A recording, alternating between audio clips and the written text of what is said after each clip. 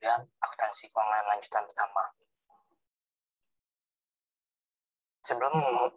Sebelum saya menjelaskan kombinasi bisnis, saya memperkenalkan diri saya terlebih dahulu. Nama saya Pandi Saputra Nandia. NPM saya channel 19021. Saya berasal dari Prodi D3 Akuntansi 2019.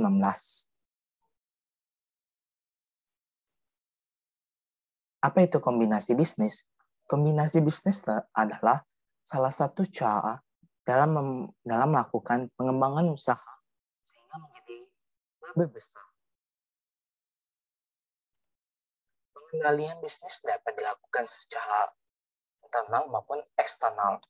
Dalam bentuk pengembangan bisnis internal dapat dilakukan melalui kombinasi bisnis atau sering disebut restrukturisasi entitas pengendali. Kombinasi bisnis dilakukan oleh entitas sana yang dimiliki oleh satu entitas ini.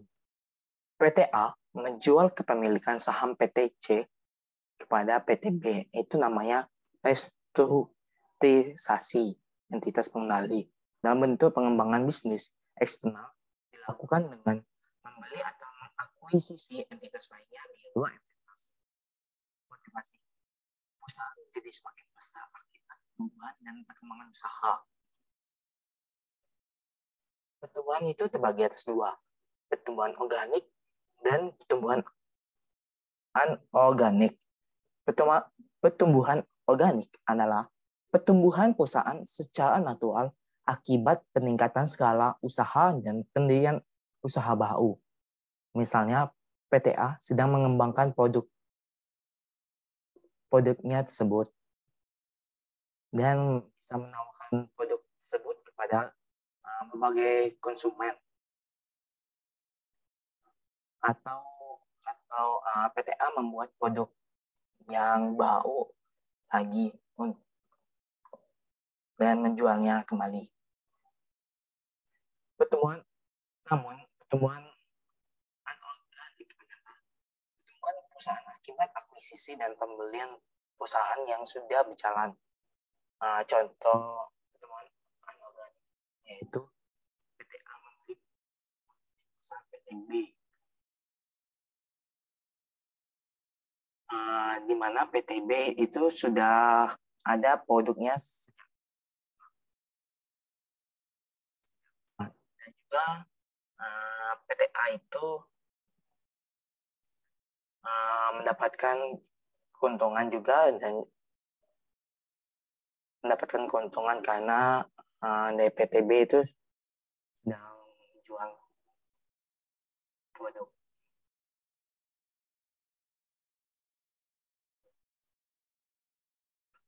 Jenis-jenis kombinasi bisnis. Ada strategi bisnis, bentuk entitas, metode akuntansi. Strategi bisnis itu terbagi atas 3. Integrasi vertikal, integrasi horizontal, dan konglomerasi. Atas 3. Merger, konsolidasi, dan akuisisi. Metode akuntansi terbagi atas 2, yaitu metode pooling of interest dan purchase. Strategi bisnis. Yang pertama, integrasi vertikal. Integrasi vertikal adalah kombinasi bisnis dengan melakukan akuisisi entitas yang memiliki hubungan pemasok atau distribusi. Integrasi horizontal adalah kombinasi bisnis dengan melakukan akuisisi entitas yang menghasilkan produk sejenis atau produk berkaitan. Konglomerasi adalah kombinasi bisnis dengan melakukan akuisisi entitas yang tidak memiliki hubungan dengan. Contoh integrasi vertikal yaitu produsen KFC mengakuisisi entitas produsen McD, merupakan bahan baku atau mengakuisisi distribusi entitas KFC. Contoh dari integrasi horizontal adalah entitas produsen KFC mengakuisisi entitas produsen ayam saus tomat. Nah, contoh dari konglomerasi adalah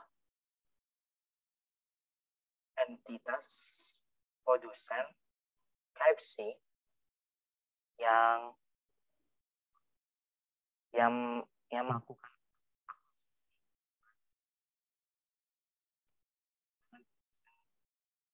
asuransi dan lain-lainnya.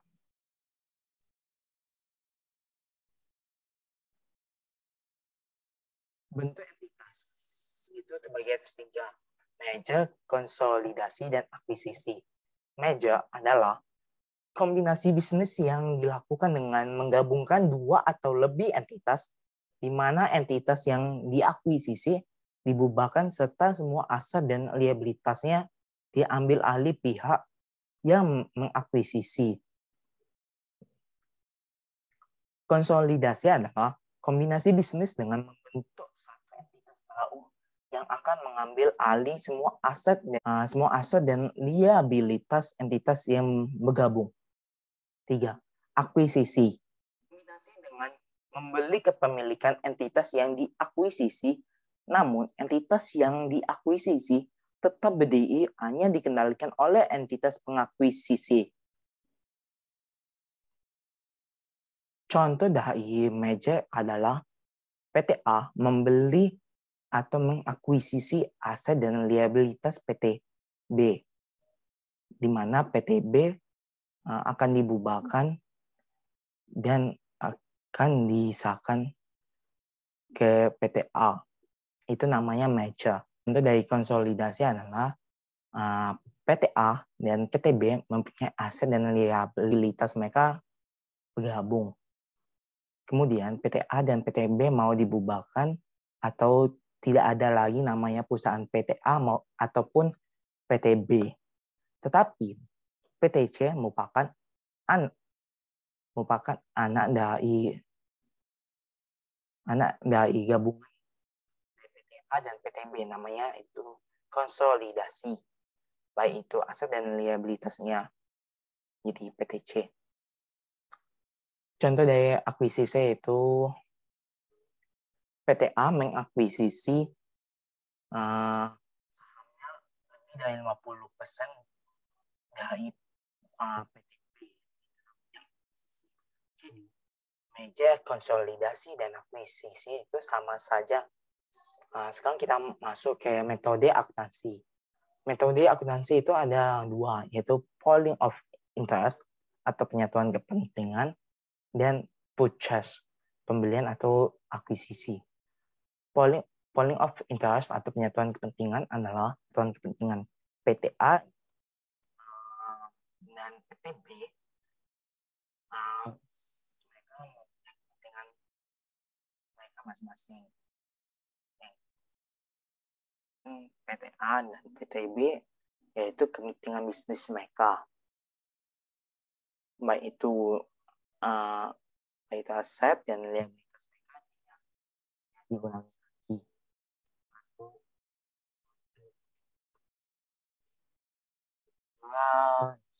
Di pooling of interest adalah penyatuan kepentingan masing-masing pihak akan menyatukan kepentingan bisnisnya sehingga tidak diperlukan penilaian ulang aset dan liabilitas yang bergabung.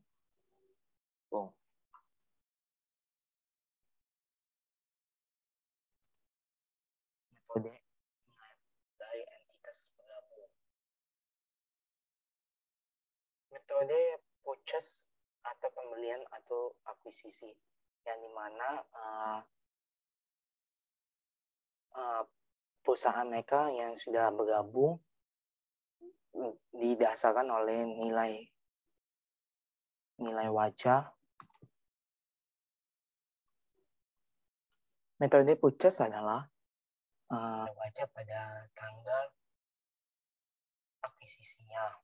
Karena kombinasi yang dianggap sebagai pembentukan entitas baru, sehingga dilakukan penilaian atau aset besi entitas yang menggabung. Standar akuntansi bisnis kombinasi. Perkembangan PSAK 22 kombinasi bisnis. Standar akuntansi bisnis 22 revisi tahun 2010. Kombinasi bisnis yang telah mengalami penyesuaian pada tahun 2014.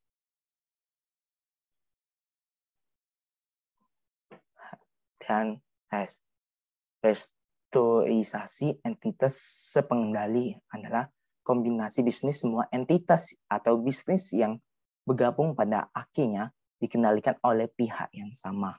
Sekian dari penjelasan saya tentang kombinasi bisnis. Apabila ada kata-kata yang kurang